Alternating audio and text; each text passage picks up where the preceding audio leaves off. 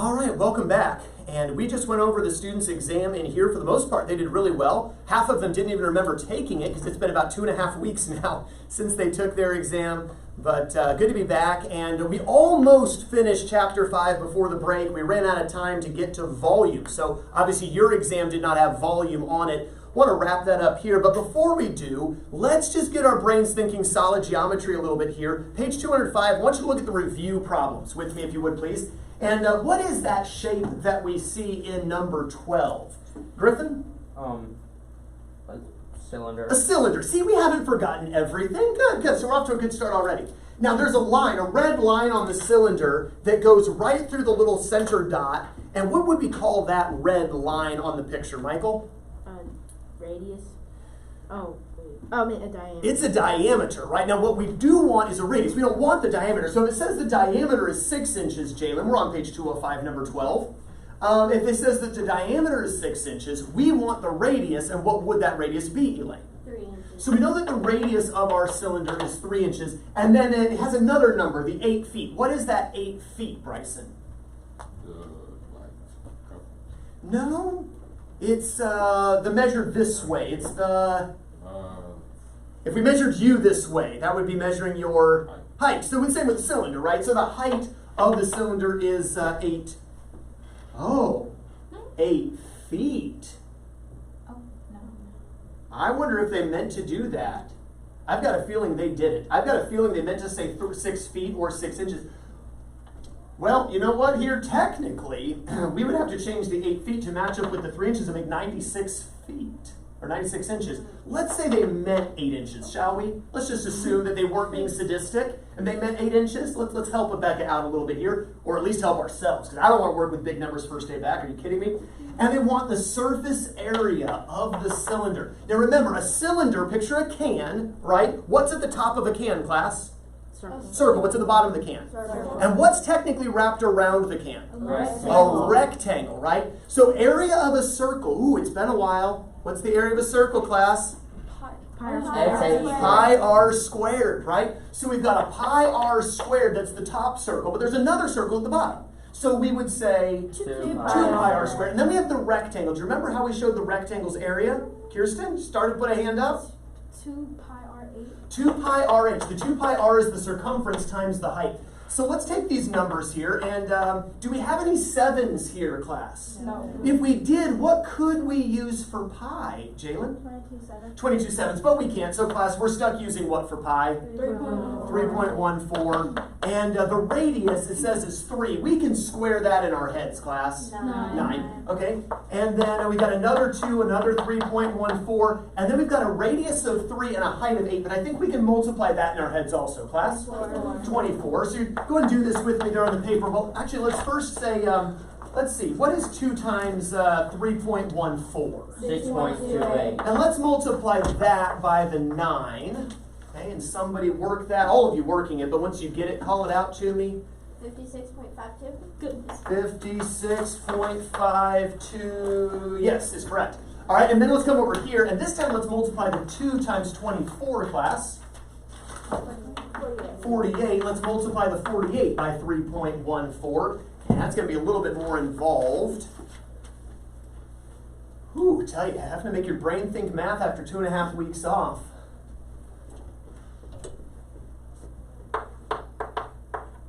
Don't forget to put a 0 before you multiply the 4 there. Make sure it's a 40 that's being multiplied.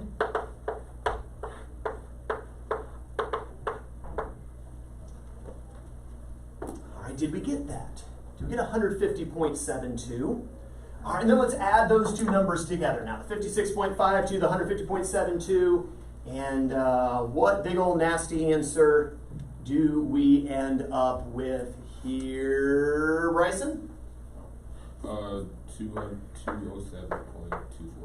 207.24, but since we used an approximation for pi, class, we're going to put squiggly equal sign, right? Approximately. And since it's area, class, inches squared.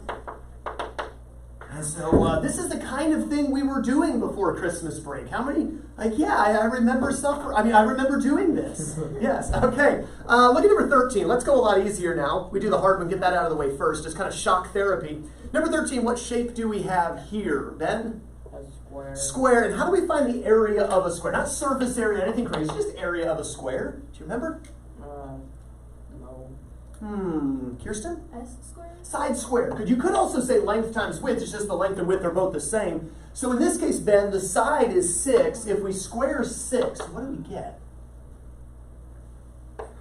72. 6 squared? 6 times 6? 36. 36. And what unit should we use for our answer looking at number 13? Inches. I'm at feet. Feet. Squared. Squared. There we go, because we square the feet also. How many had 36 feet squared? Number 14. What shape do we have there, Luciana? Circle. Circle. How do I find the area of a circle, Luciana? Do you remember? I said it just a moment ago. A equals 2 pi r. Well, 2 pi r is the circumference of a circle. The area, Kirsten, Pi r squared. pi r squared. What is it, Luciana?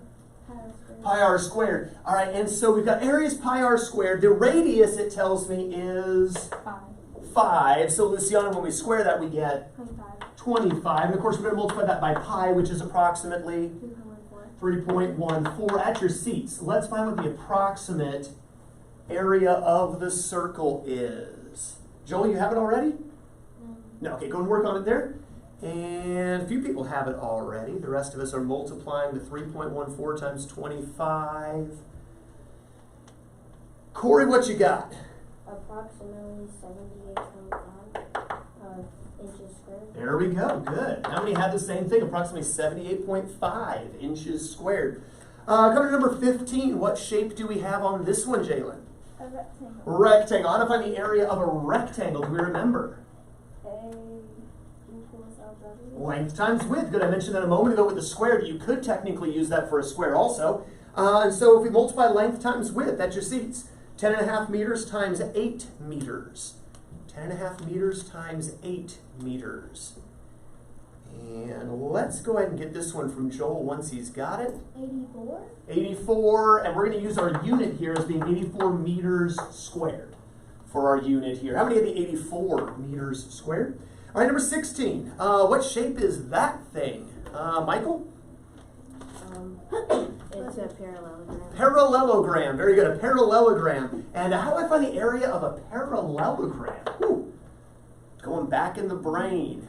A equals base times height. There we go, base times height, where they have the base marked for us as 9 yards, and the height is that red line, that 4.5 yards. So we're going to multiply those two numbers together.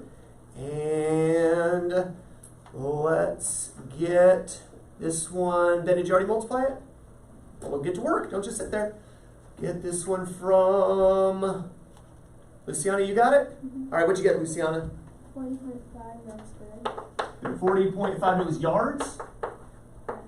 You said 40.5 yards squared. Is correct. How many have that answer there?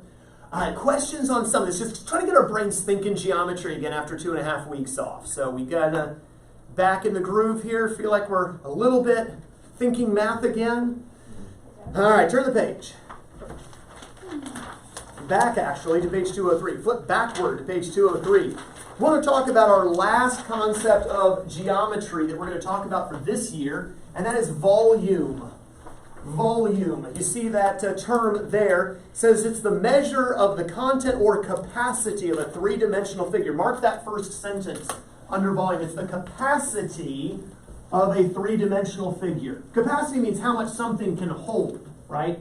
So you have a small bottle, it has a small capacity. You have a gallon jug, it has a capacity of a gallon, right? A gas tank oftentimes has the capacity of 12 gallons in a smaller vehicle, or some larger vehicles, 20-gallon gas tank, right? The big trucks that you see driving down the road can hold upwards of 50 gallons. That's the capacity. That's how much they can hold. So if you were to think of this, okay, remember we talked about the box? And we said if you were to take the wrapping paper for Christmas, how many had Christmas presents, unwrapped them? How many as you were unwrapping the Christmas paper, you thought about surface area? Good, no nerds in here. That's good. I didn't either. All right, and anyway, but we talked about that before Christmas, right? The surface here would be like wrapping a box. Well, what if you took, how many of you played with blocks when you were little? You know, blocks, make towers, castles, knock them down, blast them, that kind of thing. Okay, well anyway, so let's suppose we took blocks and we started to carefully pack them neatly inside the box, right? How much the box could hold would be its volume. We kind of see a graphic of that here on page 203. See that yellow shape? And they've got it broken into little boxes or blocks all kind of stacked together. Now, if you look there, you notice that across the bottom, we see 5 blocks. If you're looking in your book at page 203, see 5 blocks across the bottom, but then it goes 3 blocks deep. How many blocks are on the bottom layer? You can't see them all, but how many must be there? Anyone? 15. 15 blocks on the bottom layer. But then there's a second layer that also has 15, right? And there's a third layer that also has 15. So how many total blocks would be in that box?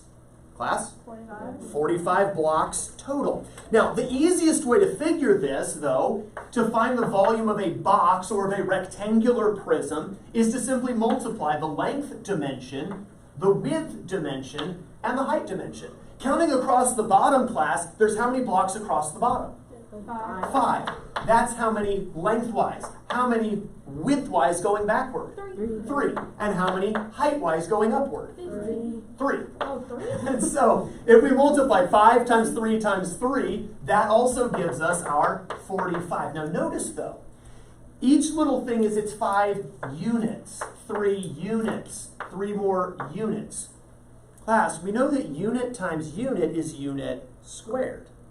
Unit times unit times unit would be unit cubed. And so if you make this note, we always measure our volume in cubic units. Write that in your notes or make a note of it. I think it might be in your book. There should be. That's a terrible T. We always measure volume in cubic units. So area was always square units, square units, square units. Volume over these next few days is going to be in cubic units. Look, for instance, at the example problem. Example 5.6a. You see that little green rectangular prism there. Most of the work we could do in our head, couldn't we?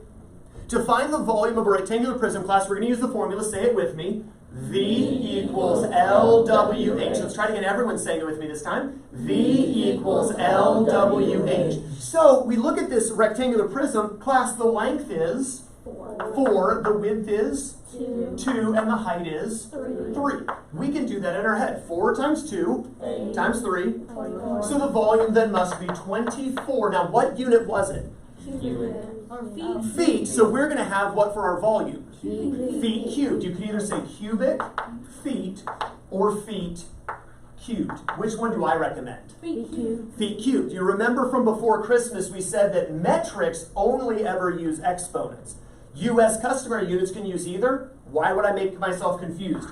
Just go with the one that always works, right? Go with a little exponent of 3. It's also faster, and we're lazy. So 24 feet cubed. What about a square going in all directions? What do we call a square all the way around, class? Cube. A cube, like a Rubik's Cube, right? Okay. Well, a cube, then, what do we know is true about the length, the width, and the height of a cube?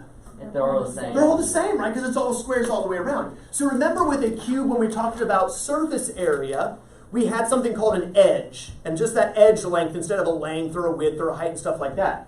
Well, if we had an edge times an edge times an edge, instead of writing E times E times E, class, we could say E cubed. E cubed. So for our volume of a cube, it's going to be V equals E cubed. So for a rectangular prism, class, say it with me. V equals LWH. Again? V equals LWH. And for a cube, it's really the same thing. We just say it quicker. Class, for a cube, it's going to be V equals E cubed. Again? V equals E cubed. So does that mean we take an edge times 3?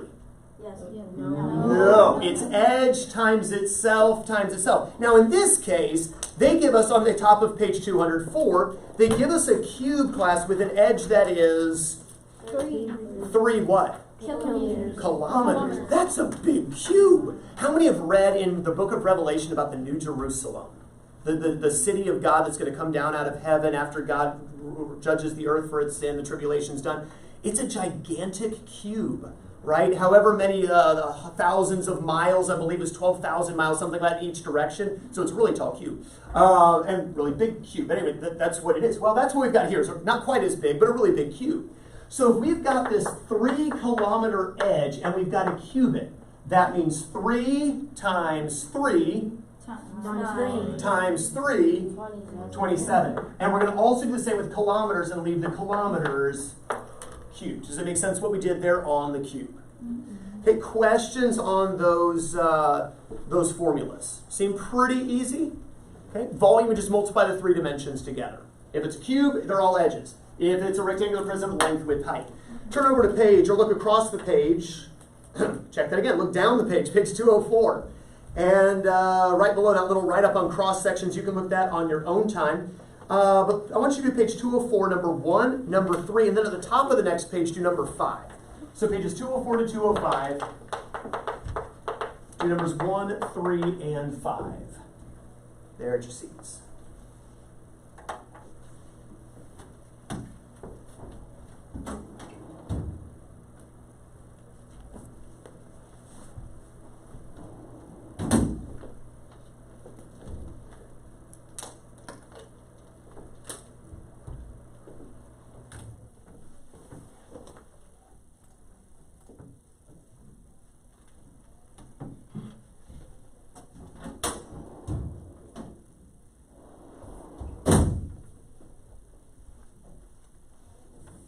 Should leave your answers in cubic units.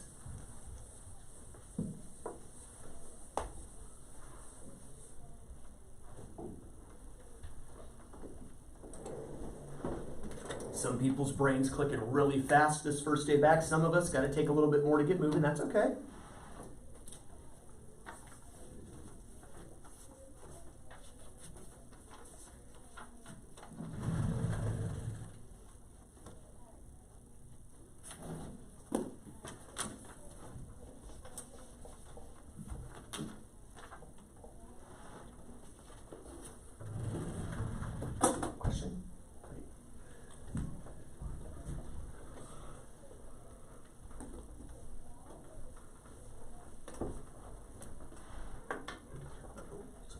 So 10 times 9.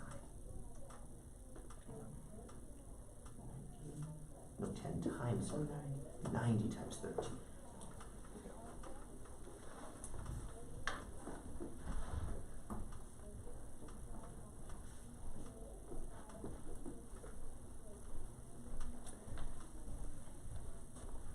So most of us are just about done. Take a few more seconds.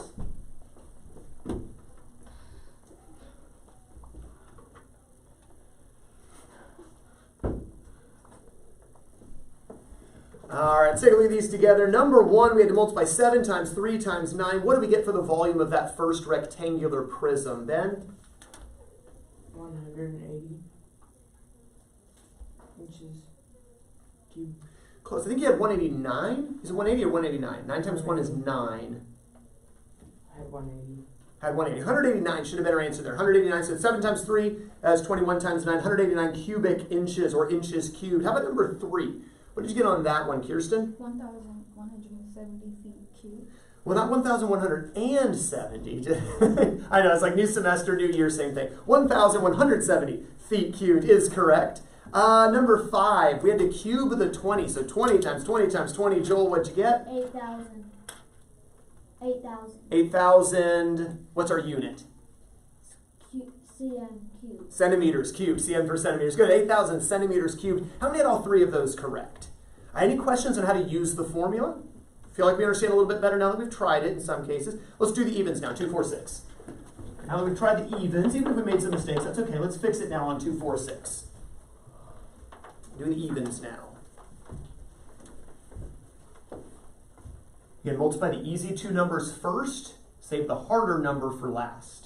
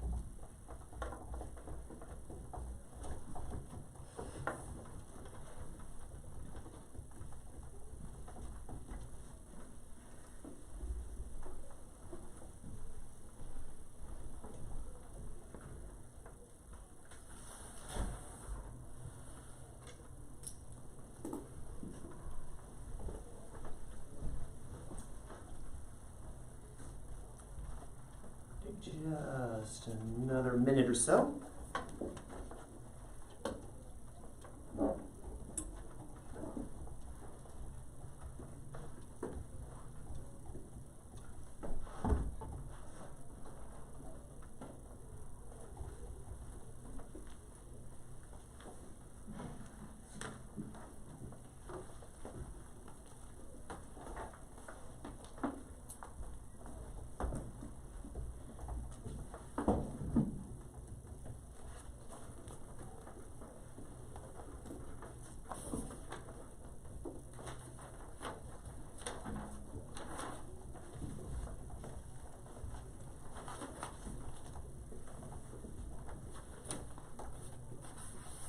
That last one was a little bit more of a pain. Let's take a look at these together. Number 2. What did you get for the volume of that rectangular prism? I'm going to come back to Ben for redemption here on 2. 3,400. No, let's go to Elaine. 5,400 centimeters cubed. It should have been 5,400 cubic centimeters. Number 4, what did you get for that answer? Let's go to Jalen. 729 inches cubed. Yes, 729 inches cubed is correct. And number 6 was the big annoying one. The 13 times 13, not too bad. Then multiplying that by another 13, a little annoying. What did you get though, Michael? 2,197 feet cubed. Good, 2,197 feet cubed is correct. How many got all 3 of those correct? They got all 3 of those correct. All right, let's go ahead and take a look at some word problems now. And number 7, go ahead and read that for us if you would, Griffin. Find the volume of the rectangular storage container that is 30 centimeters by 20 centimeters by 8 centimeters. All right, so I don't know. Yeah, this sounds like one of the little tubs I'd have my kids put some of their toys in, like a little. How many have seen those magnet tiles? The little magnets all the way around. You can build things out of them. So my kids have some magnet tiles, and their container's about 1 foot long by about 8 inches wide by about, 4 or 5 inches tall. It's one of those little storage containers that we're talking about here. When I first saw storage container, I was picturing like the big ones, on like the backs of trains and stuff, and that's not what they're talking about. They're talking about the little one for magnet tiles. And so when they give you 3 dimensions like this, it's a rectangular container, it's a rectangular prism. What formula do we need to use, class? V equals LWH. There we go, V equals LWH. Nice and strong, Kirsten, and a little bit of a rumble from around the rest of the class. At your seats, find the volume of this little storage bin that we're keeping the magnet tiles in. What is the volume of this bin? Track of those zeros as you're multiplying. And Griffin, what you got? 4,800 centimeters cubed. Great job, 4,800 centimeters cubed. How many had that same answer? Remember when you multiply to 20 times the 30, class, do we really multiply 20 times 30? No. What do we multiply? 3 times 2 is 6, and I just need to remember to put on 2 zeros. And then when I multiply this by 8, am I really going to multiply this by 8, class? No, I'm just going to multiply 6 by 8 to get 48. And again, hang those 2 zeros on there, so be quick with the multiplication. Number 8, a little bit more interesting here. What do we have? Well, sort of. What do we have here on number 8? Read it for us, Bryson. Find the cost of 8 cubic yards of topsoil at a cost of $2.07 per cubic yard. All right, so this is topsoil's that nice, rich, black dirt. Sometimes has little white things mixed in for I guess nitrates or whatever to help plants grow. How many of your yards have a lot of red clay in them? And so, nothing really grows in that very well. So if you want to actually plant flowers or vegetables or something, you get this really rich soil. You buy it from, Home Depot or Lowe's if you're cheap, and which I would be. I'm just even too cheap to plant stuff. Anyway, 8 cubic yards of topsoil, $2.07 per cubic yard. What are we going to have to do to figure this out, Bryson? You will have to. I just had it in my brain and I forgot about it. Almost. Hey, I need some good dirt because all I got at my house is clay. Nothing's going to grow in that. Nothing's going to grow this time of year anyway. I need some topsoil. Say, how many cubic yards do you need? 8. Okay, that's going to cost you $2.07 for each cubic yard. Oh, multiply it. 8. There we go. Add your seeds. Go ahead and multiply by the 8 and...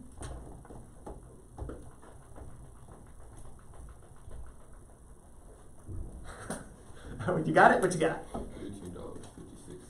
Say that one more time. $18.56. Oh, careful. What's 8 times 2? Oh. It's okay. It's first day back. All things are forgiven on the first day back. Somehow. $16.56 is correct. How many had $16.56? It's a Monday. It's a Monday too. It's a first day back. It's a Monday. National championship games tonight. How many interested in that game? Even though it's not your team, I don't think any. It's not. It is your team. You're a Michigan fan. All right. I'm cheering for Washington. Yeah. I'm not gonna watch it. Yeah. So I'm a Notre Dame fan, so I don't like Michigan, and Wow. the thought of Michigan winning just bugs me. But anyway, go Washington. I don't know. I'm intrigued because you talk about two different styles. Like you've got the incredible offense, Roma Dunze, Michael Penix, James Public. That's such a good offense. And you got Michigan, who's also got a good offense and such a good defense. Really good defense. Yeah. I don't know. I've got a feeling Michigan probably wins, but it'll be interesting to see how that goes. Anyway, number 9. Go ahead and read that one for us, if you would, Luciana. A typical Olympic swimming pool is 164 feet long and 82 feet wide. If it has a water level of 6 feet, how many cubic feet of water does the pool hold? All right, so not quite sure why it's 6 feet all the way through. I have an Olympic swimming pool, so this isn't like what's going to be in your backyard. Where, how many of you have a pool in your yard? How many have a pool? A couple of you. Not clean. A few of you have a pool. Mine's a really All right. cool. How many have an in-ground pool? It goes down into the ground versus an above-ground pool. Okay, so I assume it starts one height and it kind of goes deeper and deeper as you go. And so anyway, 164 feet long. This is not in your backyard. If you are, see me after class, we're going to talk. But anyway, 164 feet long, 82 feet wide. This thing is huge. It's got racing lanes like you see pictured. Now, I will throw this out there. If the edges, do you see the little picture they have there? If the edges are rounded, that's going to change our numbers a little bit. So we're going to pretend it's not. We're going to pretend the drawing's wrong, okay? It's nice, hard, rectangular edges, okay? Just because we want the math to work better. At your seats, how many cubic feet of water? And it's a bunch. That's a big pool. At your seats.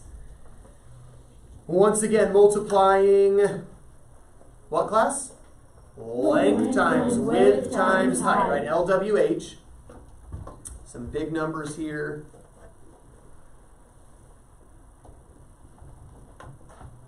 Some people already got it. Give the rest of you a chance to finish up here. Don't want to rush our first day back, let's be real. Taking it easy, nice and slow.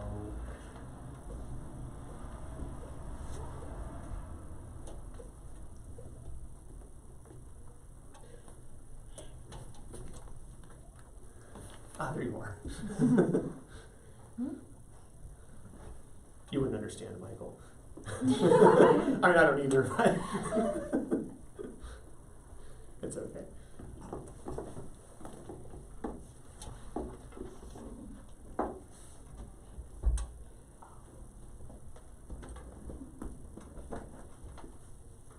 All right, Luciana's got it now. Luciana, whole bunch of cubic feet of water. How many? 63,344 feet cubed. No.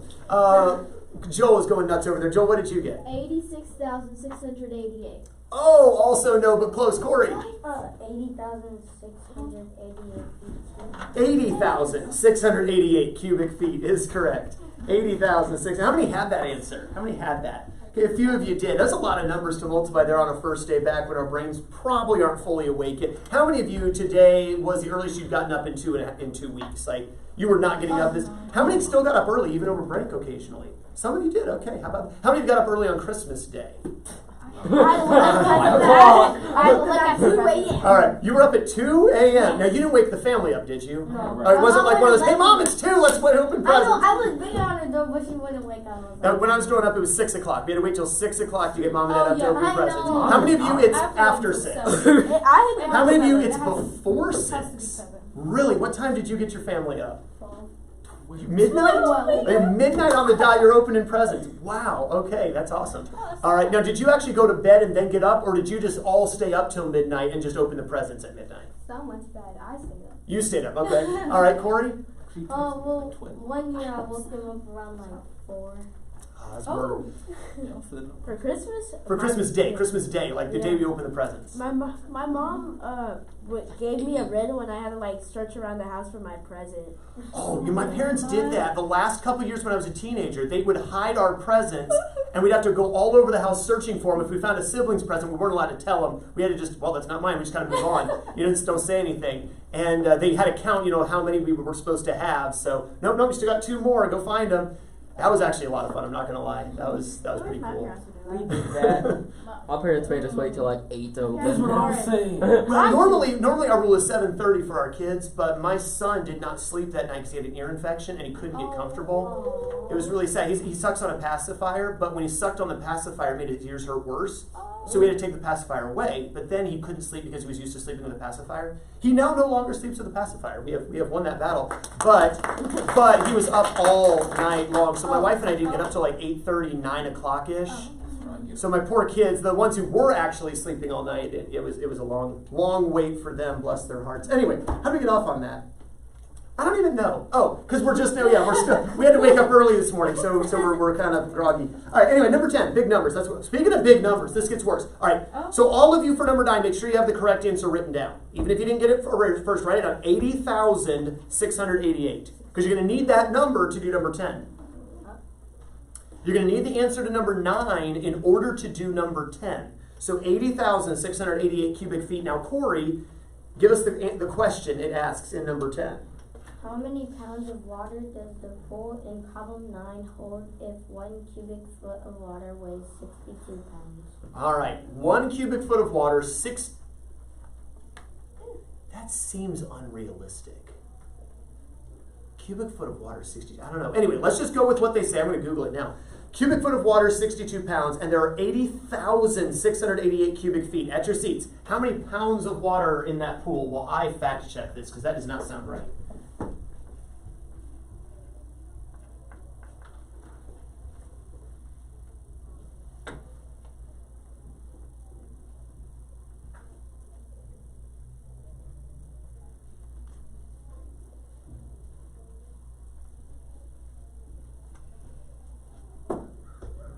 Really?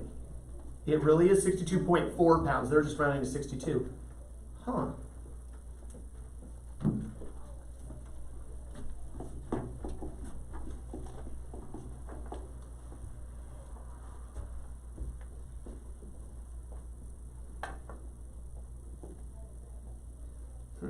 Anyway, my brain is not adding that up very well.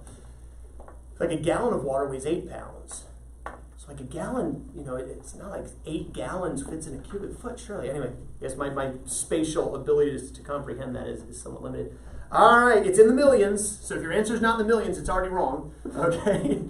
Joel wants redemption from number 9. Joel, how much do all that water, how much does it weigh? 5,002,656 pounds. There we go. How many got 5,002,656 pounds? That's a whole lot of water weight. All right, there we go. Yes, sir. So if you went to the bottom of the pool, you would die? Well, okay.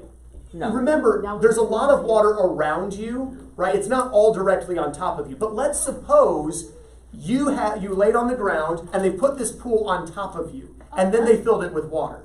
Yes, if the whole pool was resting on your back, start doing push-ups, with the pool on your back. Okay. If they put the pool on your back and filled, well, probably if they put the pool on your back, that would kill you anyway. But then if they filled it with water, yes, you would definitely die. Okay. Anyway, good. Questions on volume. So far, volume easy. How much is held by a container, right? What's that term that means how much it holds, class? Starts with a C? Capacity. Capacity. How much does it hold its capacity? What kind of units do we use for volume? Cubic units. Volume of a rectangular prism, class, V equals? L to BH. Volume of a cube, V equals? E cubed. Your homework tonight, page 206. Page 206, do numbers 1 to 11. Page 206, numbers 1 through 11. So a little shorter homework assignment than we're used to. That's a good thing on the first day back, right? Page 206, numbers 1 to 11. We'll continue looking at volume tomorrow. page 206, 1 to 11. Once you got the copy down, you can go and pack up your things when the bell rings. You'll be dismissed. Have a wonderful rest of your first day back, first day of second semester.